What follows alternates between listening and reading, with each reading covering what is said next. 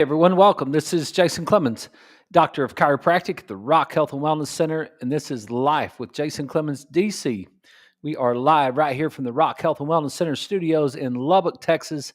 We're live on the radio at 98.7 Walk by Faith, 1420 AM. We're 987radio.com, and we are streaming through social media tonight. The Rock Health and Wellness Center is on Facebook, Jason Clemens DC on X, and at Health from the Rock on YouTube. We should soon be, if we're not already, on the Walk by Faith Facebook page as well. So you guys want us out there, you want to share it with your friends, you want to talk to your friends about health, you want them to watch our show and learn something about health, then share it anywhere. You should be able to find us. Like, we are out there in the whole world. We're just coming to you right here in the middle of the field. This is like kickoff time right now. Every night at 6, we kick it off, right? It's like game day. It's game night right now. It's on. We're in between the lines. I was telling somebody this week about getting chewed out by Coach Winder once about because we were running a 2-minute drill. This for you guys that don't know, I used to play quarterback at Tech back in the old days, and then I coached at Tech. I coached college football for 6 years before I got into chiropractic. So that's my old life is football. And one day during practice at Jones Stadium here in Lubbock, we were running a 2-minute drill, and I think I was a sophomore at the time, and I don't know, I did something. I did something that was apparently wrong. I particularly don't think it was wrong, but Coach Winder thought it was wrong, and he started screaming at me, and he was like, "Who's running this son of a gun?" But he didn't say son of a gun. And he's like, "Who's running this son of a gun?" And I literally did not know what the answer to the question was. I said, "I am." I was like, "I don't know what that means. Like, I'm the quarterback. I'm out here in the middle of the field. Like, you're standing on the sideline over there." And he was like, "No, I'm running this son of a gun. You're gonna do it my way." And I'm like, "Okay, okay."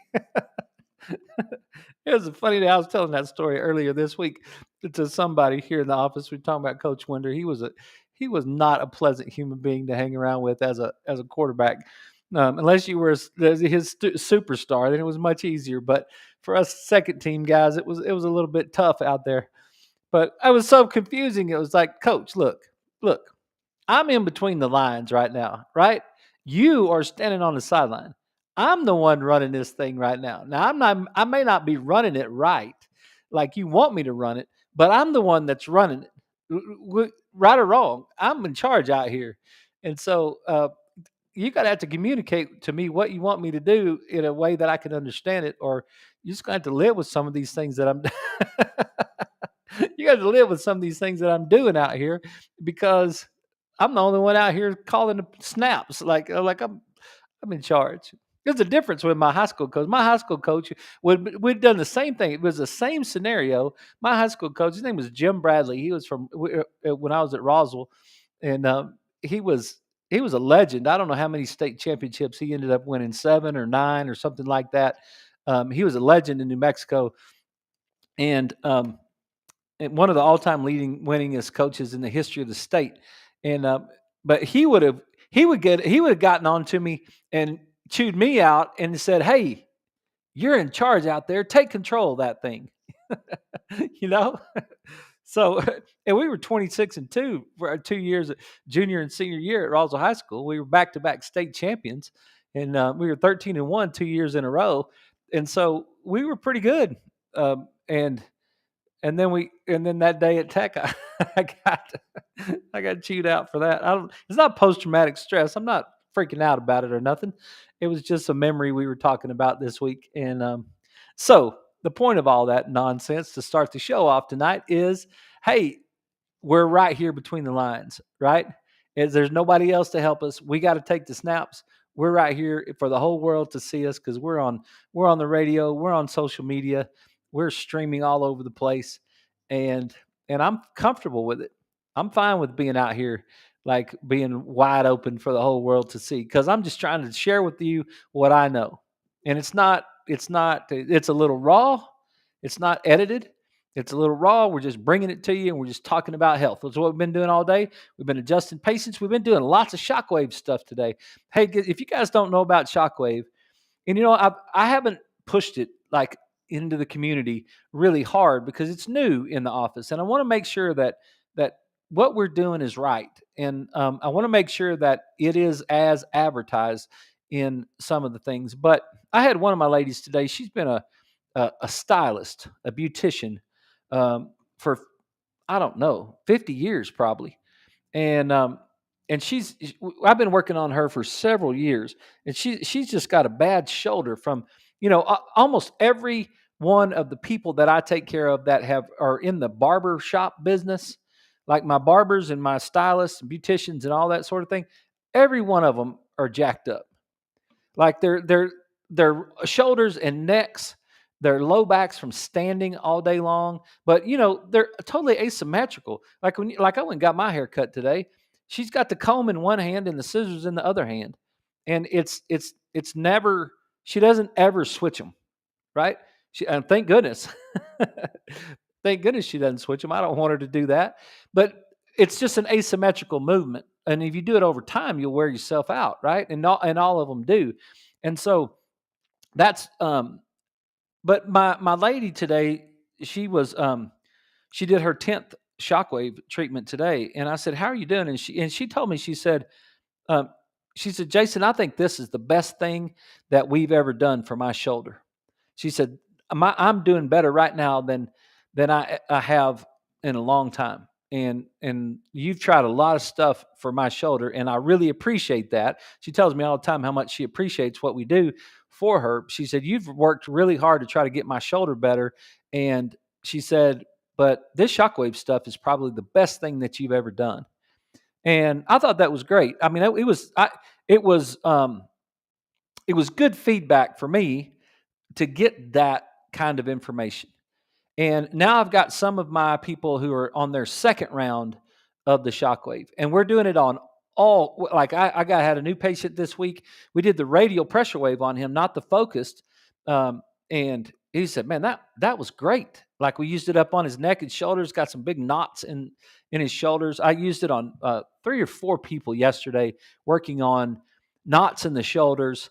You guys know that if you take your right hand and you just reach over the top of your left shoulder, kind of up close to your neck, and you just reach and grab that trap right back there and just dig in with your fingers a little bit. A lot of us carry a lot of stress right there, and we have those knots that are back there. And there's a lot of reasons for that, and there's a lot of things going on with it. And neurology is obviously the starting point of how we would address that.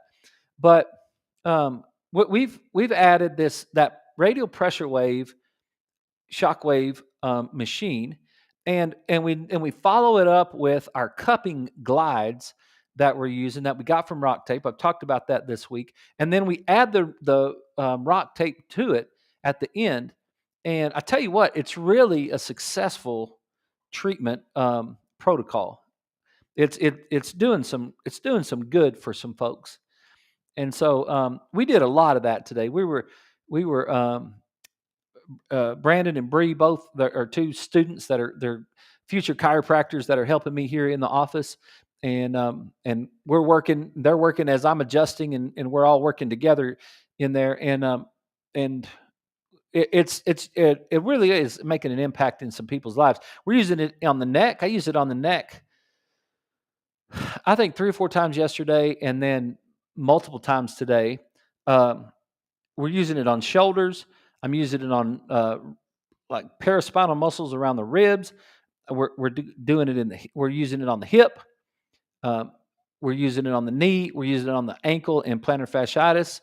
I had one of my ladies that she was on vacation this last week. They were in New Orleans and in Mississippi. They kind of went that southern United States route for vacation, and she kicked an archway with her flip flops on or something, and just uh, I jammed the heck out of her toes, her second and third toe. She just jammed the heck out of those toes, and the knuckle that was back underneath the toe, like on the ball of the foot, that that knuckle was just was killing her.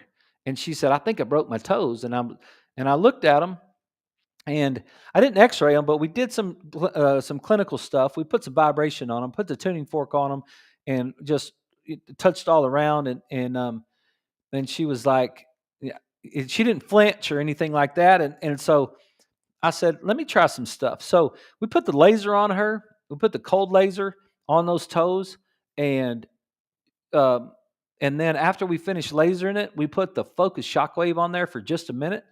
I didn't do a full session of it, but I just did a little bit, just kind of around that area. And there's a couple times, boy, she really jumped, but um, she, but then she kind of got used to it there for a second, and it didn't take very long after she left. She sent a text back, maybe an hour or two after she left the office, and she was like, "I could feel my toes." Like they were totally numb beforehand, but she said, I could feel my toes now."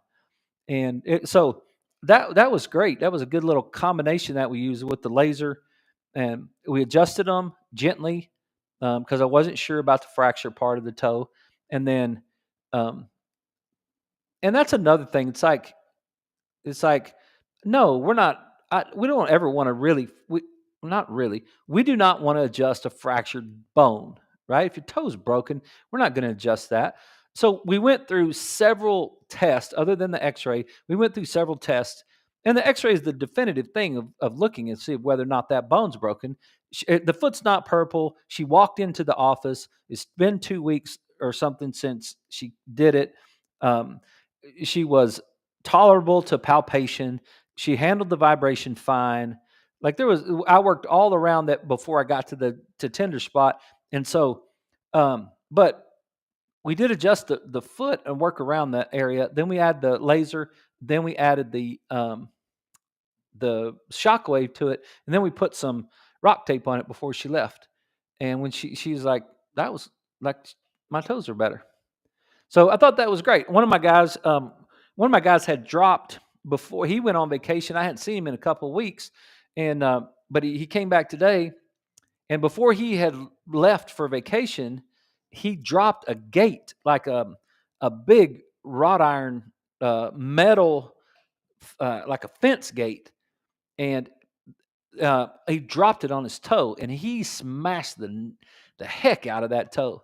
I mean, it was big and purple and cut and everything. It looked horrible, and so he came in and we did the laser on his toe, and then I sent him home with the laser for the weekend because we came in on Friday. I checked him out. We lasered his toe, and then I sent him home for the weekend. And I said, just use that multiple times over the weekend. And then he brought it back on Monday, and then they left on their vacation, I think, on Tuesday. So I hadn't seen him for, I think it's been 2 weeks now. And then he came in today, and he said my toe is way better. And he told me, he said, I think the best thing that we did for my toe was that laser. He said that laser was great. He said when we got on our vacation, the skin on the outside of the toe, actually where the injury was, and the blood and all that stuff around the toe, that kind of dried up, and then it just peeled away, and then underneath it, it was almost like brand new skin that was up underneath it.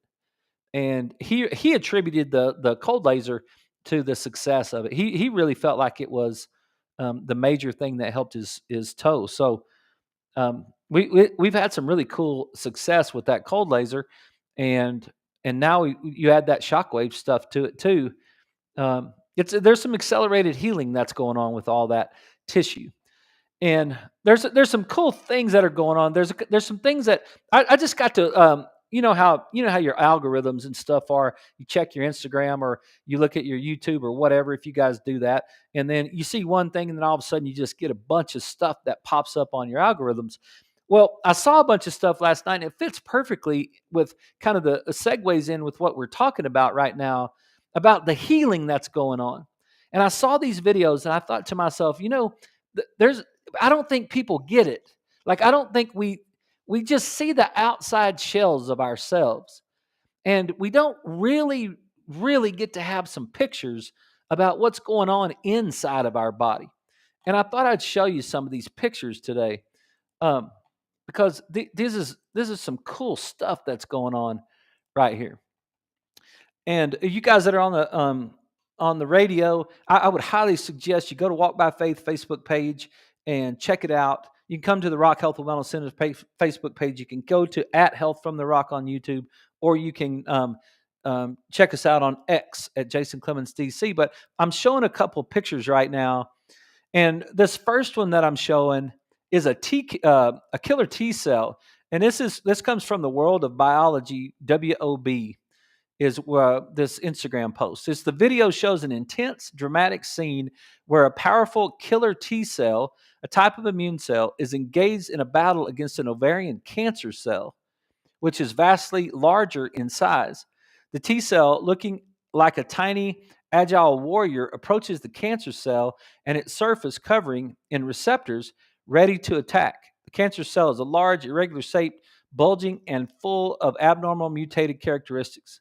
So the T cell makes contact, and then bam, it just kills it. And you guys can watch that. I hope you can see that okay. Let's see if I switch it over, maybe make it a little bigger. But yeah, check that out. Like that's an immune cell. That's your immune system working against an ovarian cancer cell. Your body creates cancer cells every single day. And your immune system recognizes that that's a cancer cell and it eliminates it from your body. That's a piece of information that I remember seeing or being told to me by my brother-in-law when I first started chiropractic 25 years ago. He's like, "Did you know that your body creates cancer cells every single day? And did you know that your immune system eliminates those cancer cells? And did you know that if your immune system is weak, that you will not be able to inhibit cancer?" Like, I didn't know what he was saying at the time. It wasn't until I got into chiropractic school and Mark Maturo sitting right next to me tells me, "Hey, Clemens, healthy people inhibit." And I'm like, what the heck does that mean? Healthy people inhibit.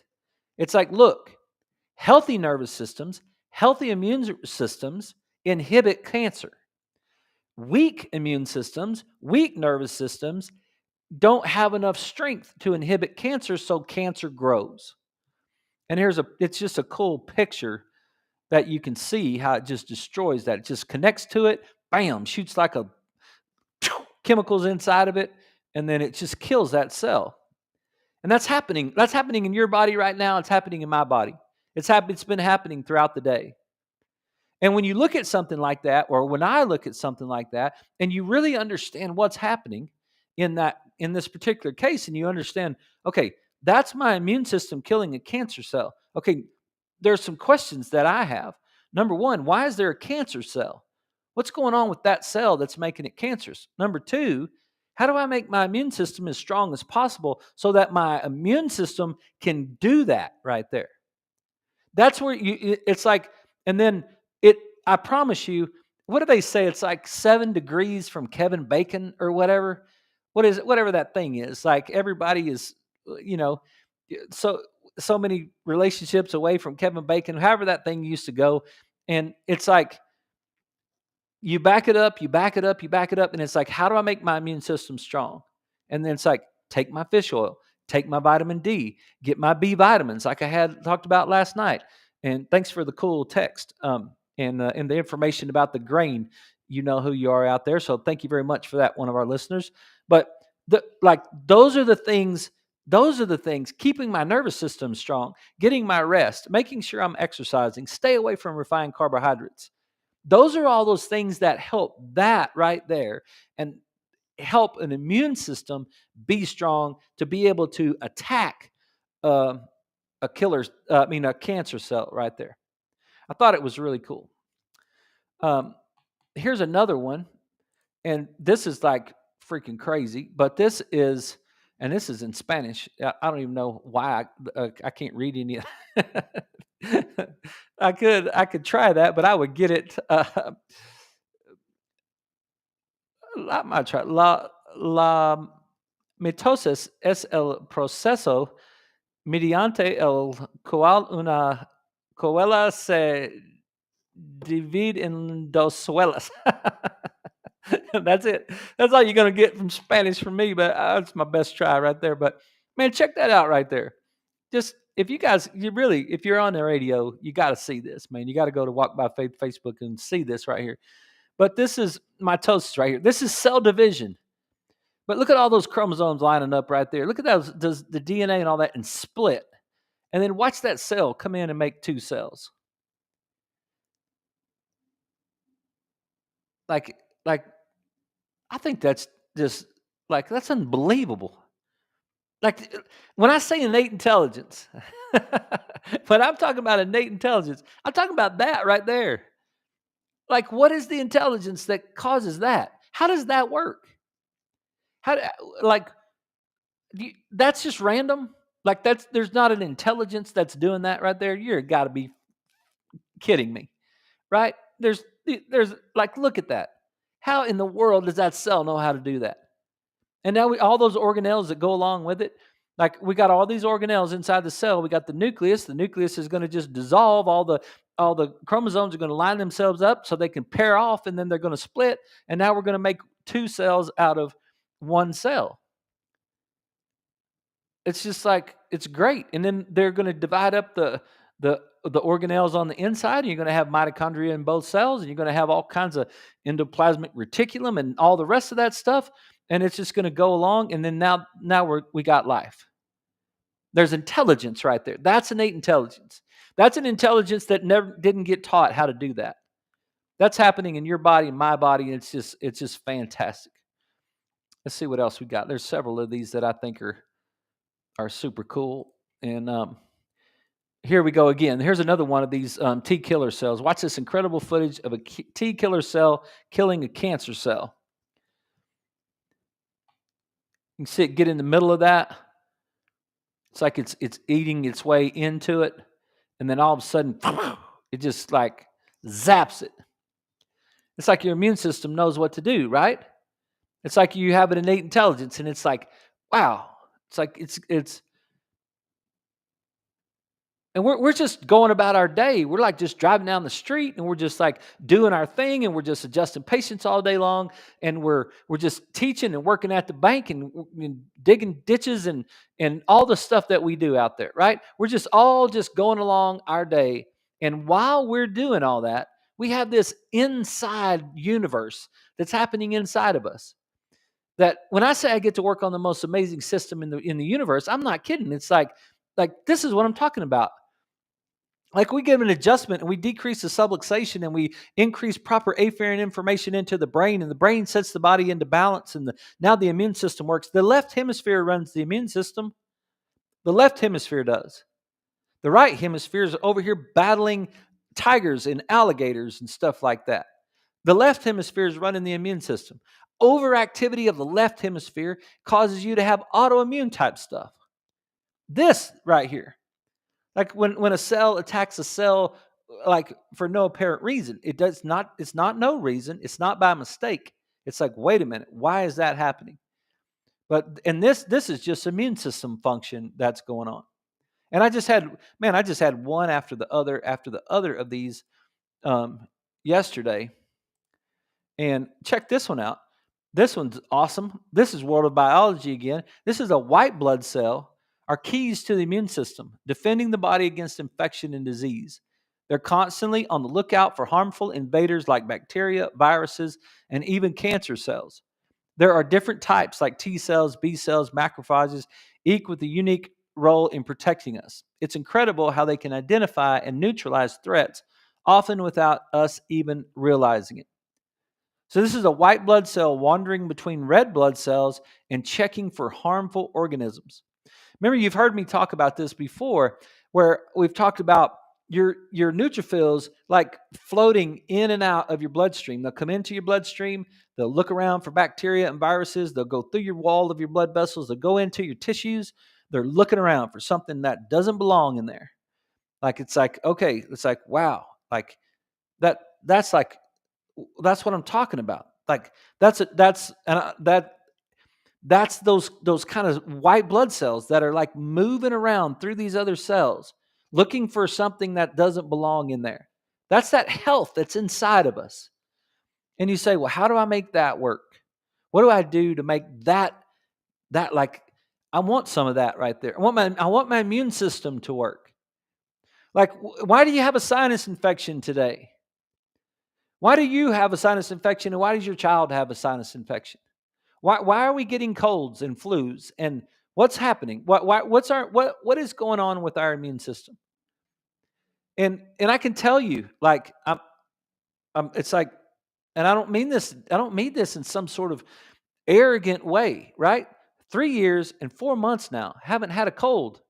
3 years and 4 months haven't had the flu. 3 years and 4 months didn't get COVID. Haven't been sick. It's like in all those days, like like I felt like maybe one little sniffle one day, and then like it was like it's like I'm telling you, decreased sugar intake, controlled environment inside the body, decreased refined carbohydrate intake, proper nutrition, exercise, getting adjusted. I got adjusted today. Went and saw my chiropractor and got adjusted today. I do it on Thursdays, right? I just like I really do think that lack of sugar has been a contributing factor to the health of my immune system that's kept me from dealing with that stuff. We got to take a break. That's been I got one more picture for you on the other side of the break, and then we'll get to a couple of articles that I got for you. But it's cool stuff right there. You guys stick around. Hey, it's Life with Jason Clemens, DC, and we'll be right back right after these messages.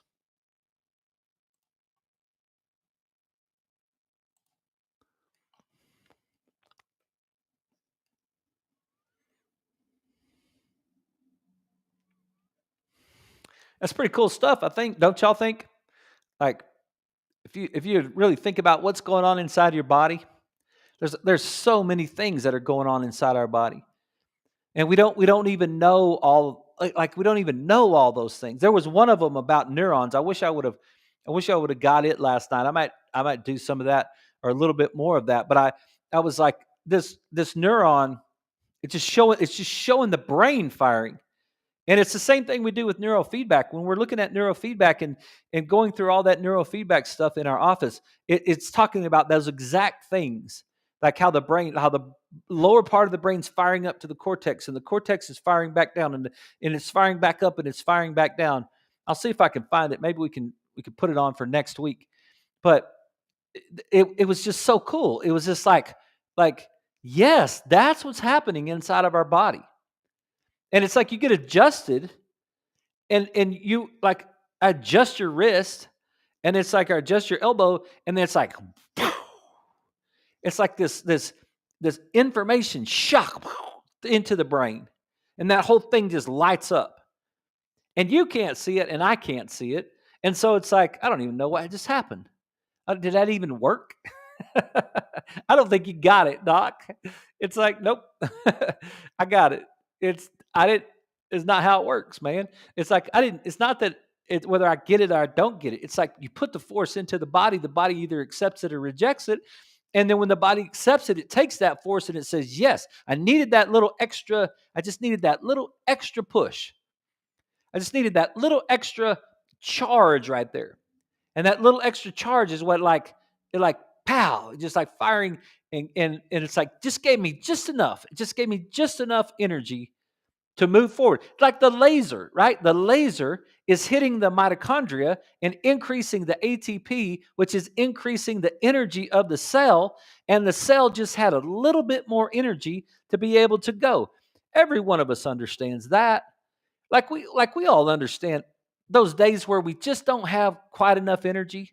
One of my ladies today, I adjusted her and I set her up and I really needed to work on her brain because her brain was not working good and she was in a tucked position. She's 80 something years old and and she sat there and she just closed her eyes.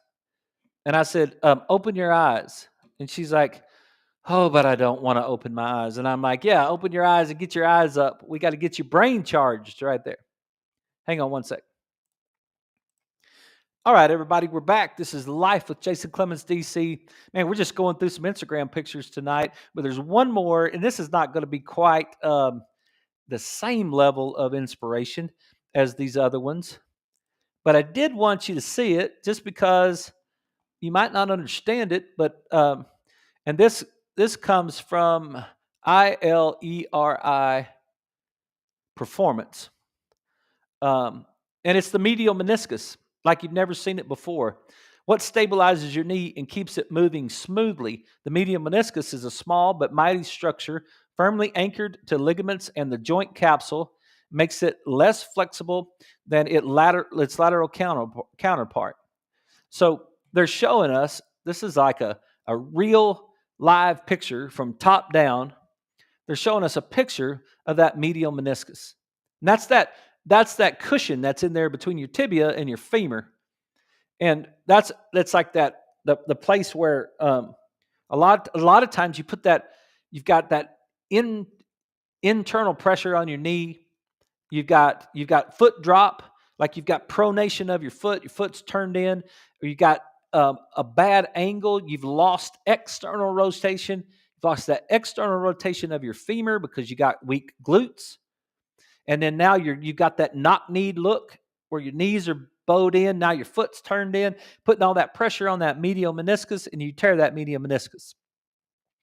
Right? That's what is a picture. I thought it was pretty cool how you can look at it and say, oh, that femur sits down on top of it, and then it keeps it cushioned and keeps it stabilized in between that joint. There's just so much stuff, right?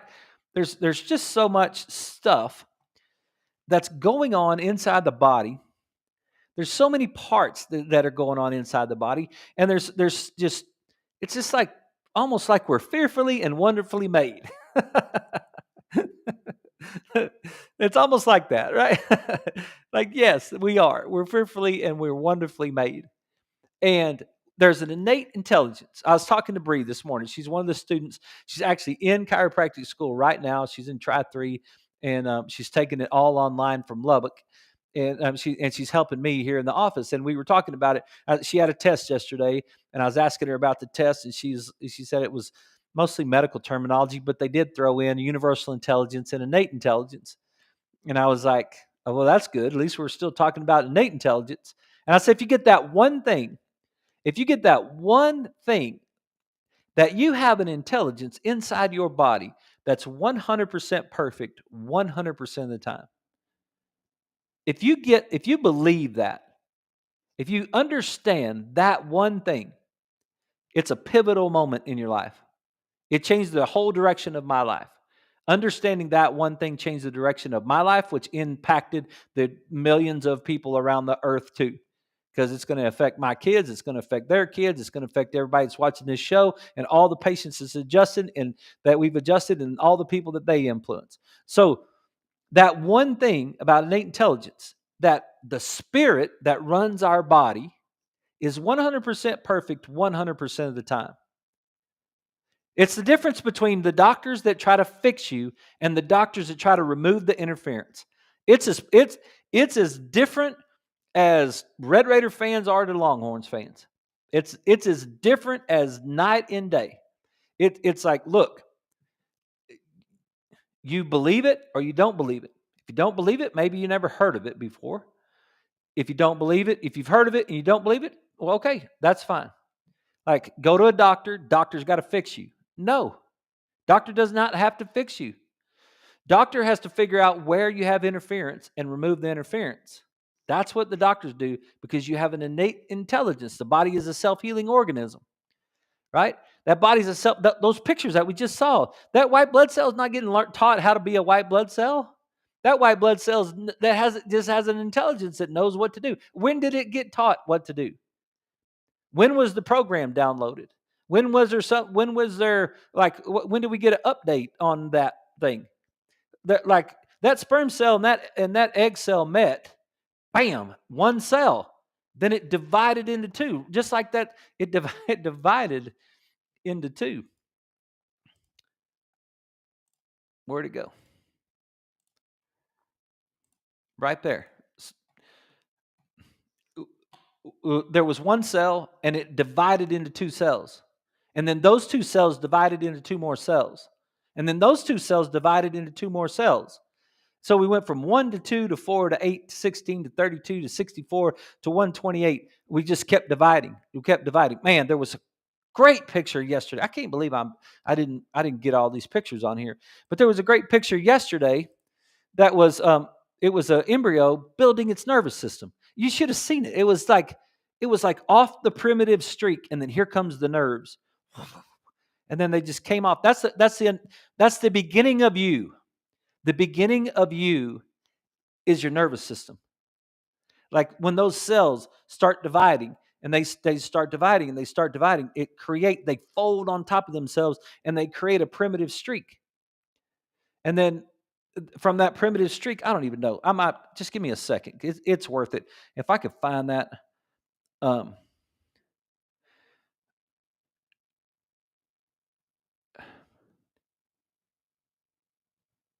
it might be if I could find that on there. It was so cool yesterday. I don't think I'm gonna be able to find it. I'm gonna have to go back and look and find it. But um, it was just it was just like wow, like that's the beginning stages of the nervous system. That's where we start. And if we want to keep healthy, we want to keep that nervous system healthy. We want to make sure that it's free of interference. We want to make sure that the posture is right. We want to make sure that the neurology is right. We want to make sure that fuel and activation is right. Right? Okay. I better stop because I'm gonna start preaching about chiropractic, and then it's gonna be like, whoa, hang on. All right, I don't want to do that. I got some articles for you tonight. Let me see. There's a couple of these that I thought were pretty cool. And here's one of them right here I want to start off with. This is an article about, and we're going to look at it in a little bit different way, and then I'll get to the next one. Yeah, that's it right there. Okay, this article is. This is from the American Journal of Neuroradiology, September 2015. This is MRI findings of disc degeneration are more prevalent in adults with low back pain than in asymptomatic controls. Okay? There's two things that are going on in this article. Number one, Dr. Murphy put this out here because he's trying to say, look, that there's evidence that these tests that we're doing on some of these people, to say that this person needs an MRI to confirm this or an X-ray to confirm this is legitimate, because most of the time a person that has back pain is going to end up having some sort of degeneration, and that's kind of what this article is talking about. There's a whole group of people. Authors are from the Mayo Clinic and the University of Washington. This article has 52 references. And the authors compared the prevalence of MRI lumbar spine degeneration in adults of 50 years of age and younger with and without low back pain. The literature search, I'm not going to get into that, there was 14 high quality. There was a bunch of stuff going on. They compared what they did is they compared the people that had low back pain with the people that did not have low back pain. And what they found is the majority of those people had some sort of degeneration or some sort of disc problem in their spine, the ones that had pain.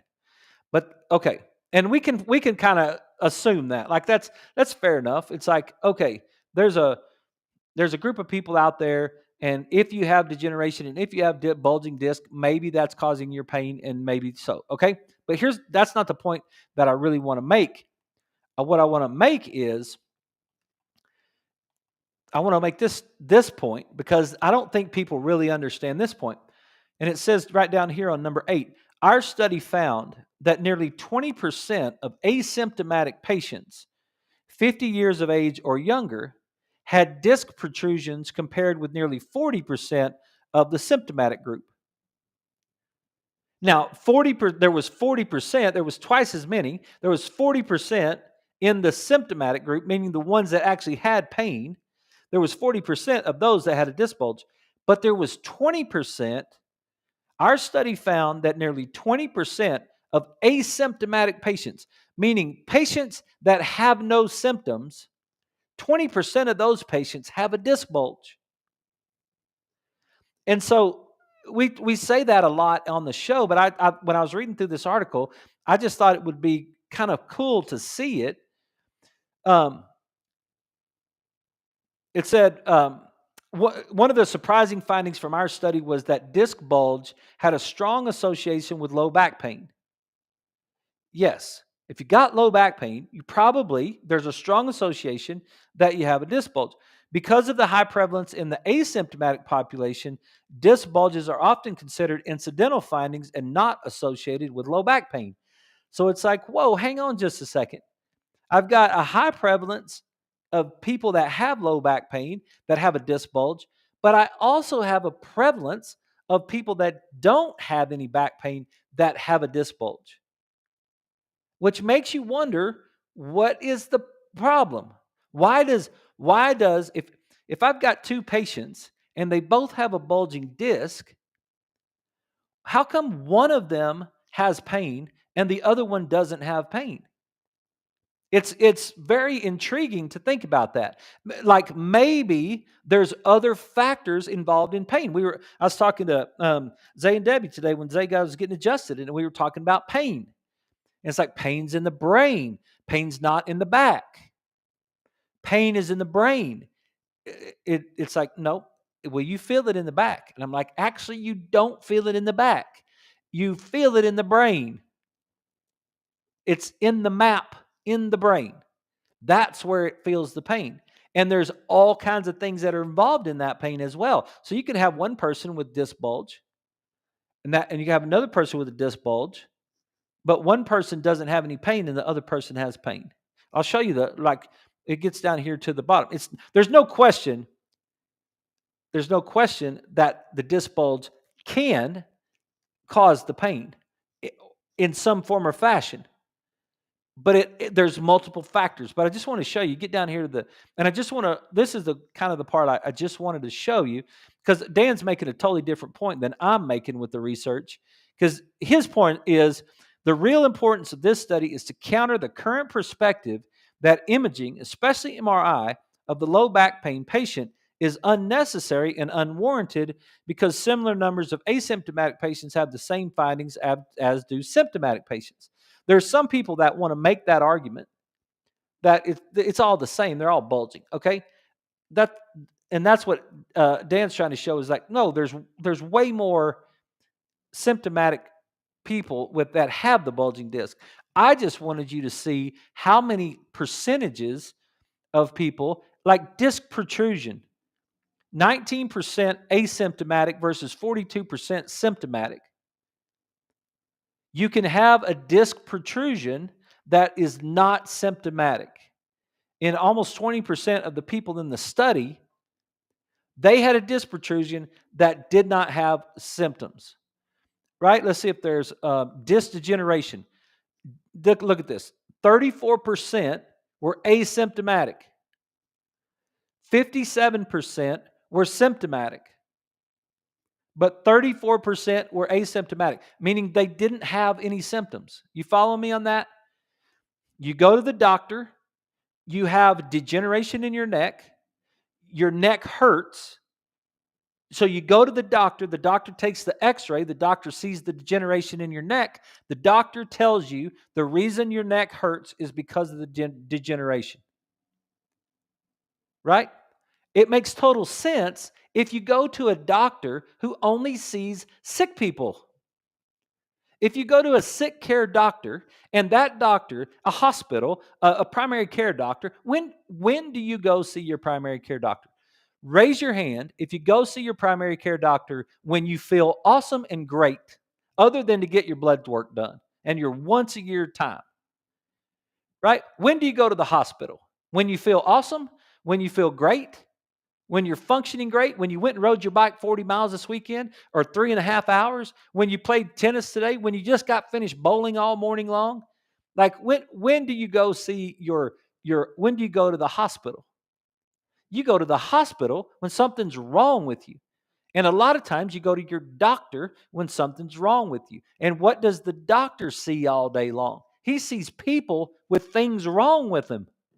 So what does he do? He starts looking for things that are wrong. And so you go in, doc, my neck is killing me, man. My neck is killing me. And you go in there and the doctor says, well, let's take an x-ray of it. So we take an x-ray of the neck, and what does the doctor see? Degeneration. And what does the doctor say? You've got arthritis in your neck. The degeneration, the arthritis is the cause of your pain, and here's your drug to take for that. How many times has that happened, right? A lot. And I'm not throwing any shade at any doctor. I'm just saying that's the model that we have, right? Let's just say that person that has the degeneration in their neck did not have any pain 2 weeks prior to that. 2 weeks prior to that x-ray, that person didn't have any pain. That person was fine. That was fine. And then, doc, I slept wrong and man, my neck is killing me. Or I fell and tripped and now my neck is killing me. I promise you this, if you have degeneration in your spine today, you had degeneration in your spine 2 weeks ago. But if 2 weeks ago you didn't have any pain, but today you have pain, how can you argue that your pain is caused from your degeneration? Right? You can't. You can't. If you had degeneration 2 weeks ago and you didn't have any pain, and you have degeneration today, but you have pain, isn't it fair to say that there must have been some other factor going on that caused you to have pain? Yes, and it's called function. It's not called structure. It's called function. And that's exactly what I'm saying right here. 34% of the people in the study, and there's over 3,000 people in this study, 34% of those people had disc degeneration and were asymptomatic. That's a third of the people that they looked at had degeneration in their neck and they didn't have any pain. So when the pain starts, it's functional. What is happening in the function? And one of my ladies today, she said, my neck moves around and it cricks. And she said, is that because there's misalignment? And I said, no, if you can just think about it for a second like this. You have a bone, and the thing that connects bones together are ligaments. And then you have ligaments, and you have a disc in between those bones, and you have tendons that are attached to those bones, and the muscles are attached to the tendons, and then you have fascia that's wrapped around all that stuff, and then you have skin that's on top of all of it. Then you've got nerves that are moving through it, and you have blood supply to the whole thing. And then on top of that, we have a spinal cord running right down through the middle of all of it, right? There's your nerves.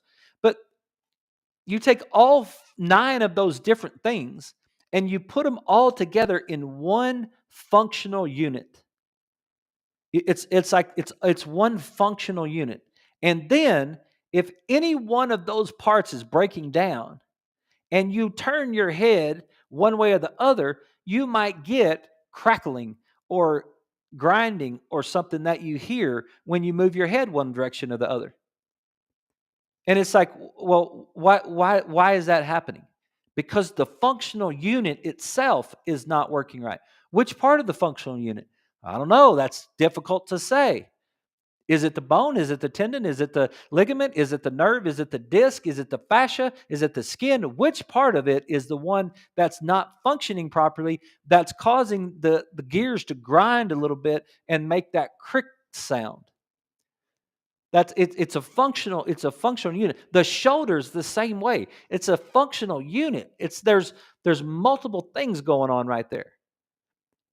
Like you can take the whole body. You can take the hip joint, the knee joint, the foot joint, anywhere you want to.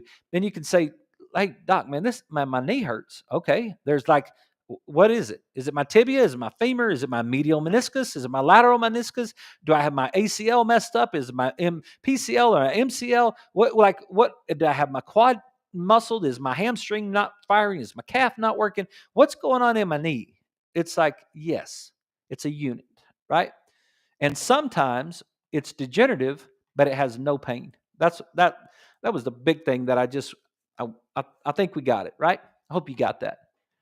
There's times that you have disc bulges. There's times that you have any sort of annular fissure, that's an annular fissure right there. 11% of those people, like that annulus has got some disruption to it, right? So, okay, that is that one. All right, here's the next one. Any questions on that, just please let me know. Send me a text, 806-794-0400. Send me a message on chat if you want to. But, and then we can go with that. I wanted to put this one on here because we were talking about this week. We talked about the article of whether or not a person should get adjusted because they have degeneration in their spine, right? Yes. Number one, they need to get adjusted because they need to stop the degeneration. Number two, they need to get the function back. And it's about function. It's not about structure. It's about function. Is the structure contributing to the function? Sometimes yes. Sometimes no. It doesn't mean that it's always contributing. This is where it gets complicated. Is the structure contributing to the neurology that's contributing to the abnormal muscle firing, which is causing the joint unit to not function properly? Maybe. Now that's a whole different yes right there. Did you follow me on that one? Like, my neck hurts and it's grinding. What is it? Okay, I don't know.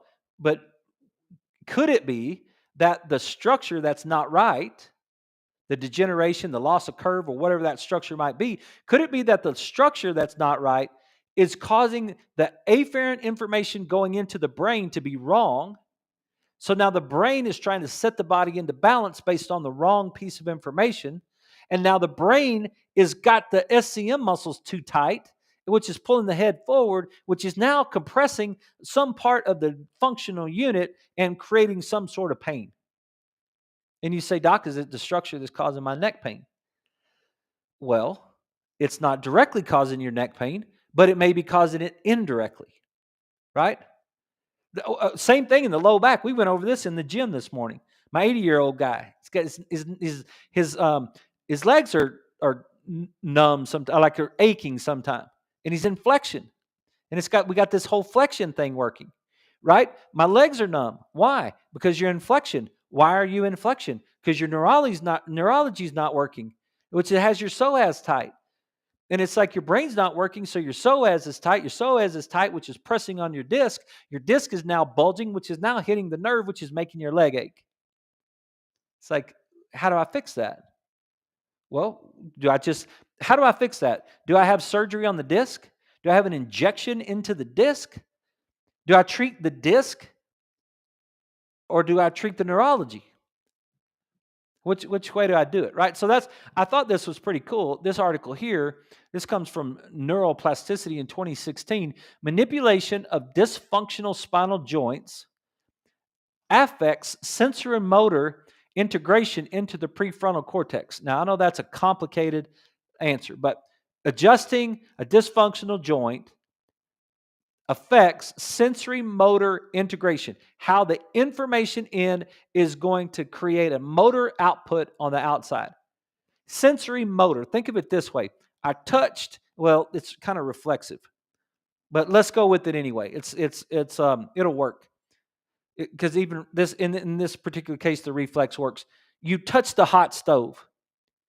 You touched the hot stove and you jerked your hand off of there, right? I did that one time with pipe fence. They were welding. It was in Kenna, New Mexico. I was at my aunt and uncle's house, and I was helping the cowboys and all that stuff, and they were welding down on the other end of a pipe fence.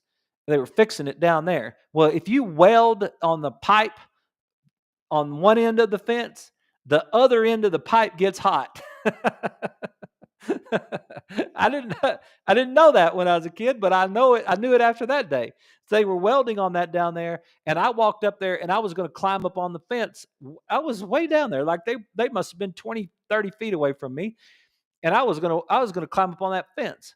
And I reached up there and touched the top of that pole, and I immediately, he was like, "Don't touch that. That's hot." And I was like, "Ooh, I know." Like, it burned my hands there for a little bit. It wasn't bad, but it was hot, right? I touched it. Sensory motor. Sensory motor. Motor is movement. So the sensory input from the hand fired into the spinal cord. In that particular case, you have a reflex, but you also have firing into the cortex, which now fires back down into the muscle to tell the muscle to pull off of that hot pole. Same thing on the stove, right? That's what it. So adjustment of a dysfunctional spinal joint affects sensory motor integration. How are you going to integrate that whole system in the prefrontal cortex? And the authors, this is a whole group of authors, and man, we only got a short. Man, we might have to save this for next week. I'm actually going to do that because I've run out of time. But I got you thinking about something, right? And I've run out of time for tonight, but I don't want to get. This is a whole group of people: New Zealand College of Chiropractic, University of Ontario Institute of Technology. The study was conducted in the laboratories of the Department of Gastroenterology and Hepatology at in Denmark. So we'll keep it up. We'll keep it up for next week. We'll go over that one. Hey, we're going to do some music tomorrow night, and I'm going to take tomorrow night off and spend the Independence Day with my family. And it's a big time for us in our family. So we're gonna do that. So we'll be back on Monday night. And so I hope you guys have a great 4th of July. I hope you stay safe out there. Enjoy your family. Eat some good, healthy food. Stay away from all that sugar.